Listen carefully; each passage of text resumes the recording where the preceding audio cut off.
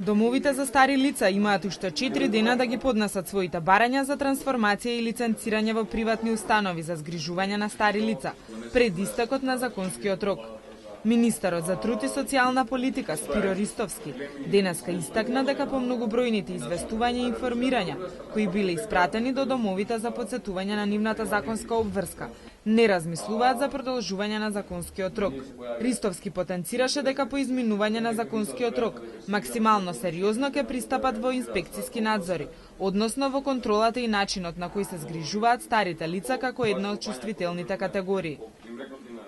После тој рок, од 1 октомври натака, Министерството за труд заедно со Државниот пазарен инспекторат ќе оди во сериозни инспекцијски надзори и истовремено сакам да кажам дека нема да има толерирање затоа што станува збор за субјекти кои што даваат посебни грижи на посебна категорија граѓани. Според податоците на Министерството, до нив досега биле поднесени 9 барања на трансформација и 8 нови барања за основање на дом за стари лица според новите закони.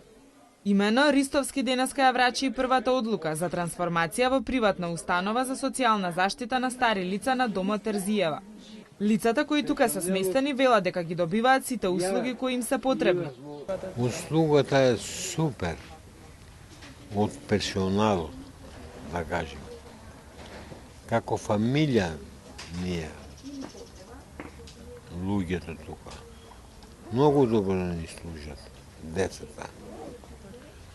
Добивате се што ви треба? Копчето ќе дуплиш, ако имам потреба, одмah доаѓаат. Много фино. Ево јас свинско не јадам, албанка сам, ама ми чувају. Не ми давају свинско. То најубаво ми дава. Не можам да се жалам. Фала многу ми посебно Рамазан, Бајрам, Курбан, сега ќе дојде. Ама од сестрите, од свите, од главни до пете, од горе до тука, вака ми гледа. Ако што сум албанка, ама ми гледају мене. Ја не можам од никој да се жалам, греота е.